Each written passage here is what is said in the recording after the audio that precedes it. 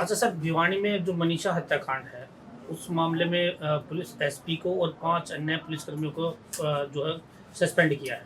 क्या मानते हैं कि जो है अभी आरोपियों की गिरफ्तारी होनी चाहिए, उसमें कठोर? बिल्कुल, अब तक जो है दोषी जो है वो पकड़े नहीं गए हैं और इसकी जांच जो है वो सीबीआई को देनी चाहिए, जो उनकी मांग है लोगों को। सीबीआई को जांच देनी चाहिए ताकि दूध का दूध पानी का पानी हो और दोषियों को तुरंत पकड़ा जाए।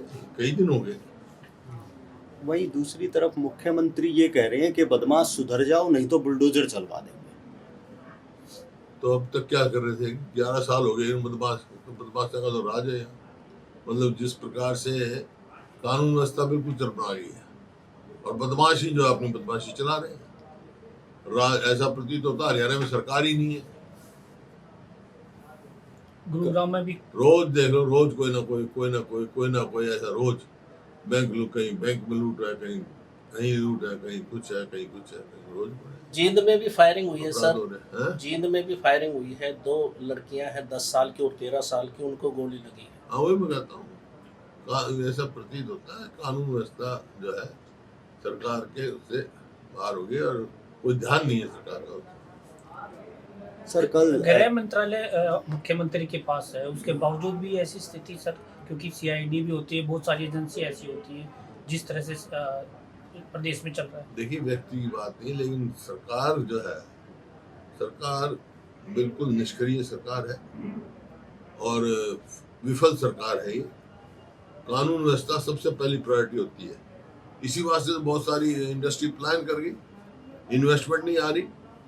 जो प्रदेश प्रति व्यक्ति आय में, प्रति व्यक्ति निवेश में पूरे देश में नंबर 1 था, आज कौन से नंबर में फिसल गया? आप कोई नई इन्वेस्टमेंट देगी नहीं आए। आप एक बता दो कोई लेकर आए? आईएमटी है, बनी हुई जगह जगह बनाई हमने। आईएमटी तो को बनाई इन्होंने, कोई बड़ी इन्वेस्टमेंट लेके आए किसी आईएमटी? खरखौदे ही कह रहे, खरखौदा वो हमारे समय का है। एग्रीमेंट वाला मेरा जो सुजुकी है, मारुति के मालिक, वो रहे ही नहीं सुजुकी। उस जापान में जो मेरी उसके तय हो गया था 3 जगह, मानेसर में भी, रोहतक में भी और खरखौदा में भी हम इन्वेस्टमेंट करेंगे। 11 से डिले कर दी वो इन्वेस्टमेंट।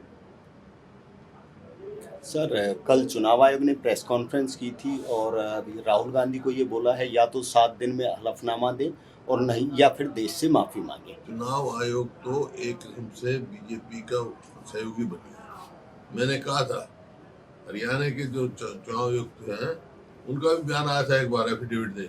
मेरा चैलेंज है भाई, चुनाव आयोग एफिडेविट दे कि कोई 2 वोट डुप्लीकेट वोट नहीं बनी हुई है, कोई ऐसी वोट, फिर हम देखते हैं, मैं दूंगा सबूत।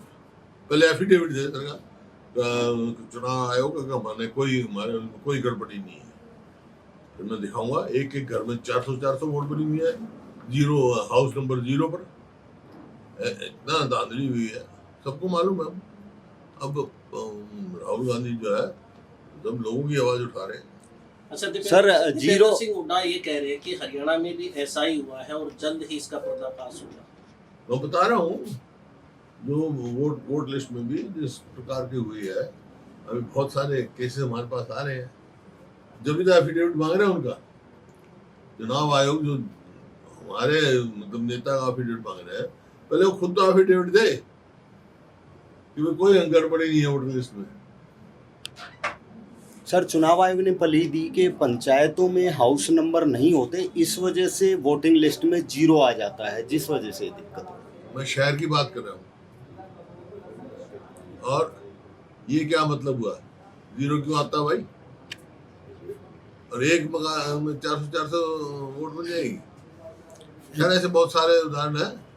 एक गांव का एक मियाँ बीबी के 3 वार्ड है, तीनों जगह बन रखे, मियाँ बीबी 6 वोट बन गई, 2 की 6 बन गई। इस प्रकार से है। तो ये जब तो एफिडेविट मांग रहा हूँ मैं, चुनाव आयोग जिसने एफिडेविट दे देगा कि हमारी कोई गड़बड़ी नहीं है, उस दिन खोल दो। सर केंद्रीय मंत्री मनोहर लाल ने कहा है कि कांग्रेस ने की थी वोटों की चोरी और अब घुसपैठियों की वोट चुराना चाहती है, इस वजह से इस तरीके के बयानबाजियां कर रही है। जिस किस्म के बयान दे रहे हैं जिम्मेवार पद पे बैठ के कोई इस किस्म के बयान नहीं देने चाहिए, क्योंकि सब खुलासा हो गया। राहुल गांधी ने प्रेस कॉन्फ्रेंस में करके दिखाए, सब ये उन्होंने। चुनाव आयोग जब इस तरह से पार्टी के साथ मिलकर काम करेगा तो सर लोकतंत्र कहाँ रहा और कहाँ पर जा सकता है? कोई तो बात है, लोकतंत्र मजबूत होना है तो जुडिशरी, एग्जीक्यूटिव और लेजिस्लेचर सबका अपना अपना एरिया है। किसी के भी उनकी सब इंडिपेंडेंट है, इंडिपेंडेंट वो है, उनको मजबूत होंगे जब भी लोकतंत्र मजबूत होगा। सर, मनीषा के परिजनों ने कहा कि उन दरिंदों को पकड़कर फांसी होनी चाहिए, क्या आप भी यही मांग कर? बिल्कुल, दोषियों को कड़ी से कड़ी सजा मिलनी चाहिए, क्यों नहीं। जिस तरह से डेड बॉडी के हालात मिले हैं उसकी बच्चादानी भी नहीं है और बहुत ब्रूटल तरीके से वो हत्या की है। वही मैं तो कह रहा हूँ, एकदम चर्चा करना जो है घिनौना काम जो किया है उनको सजा मिलनी चाहिए।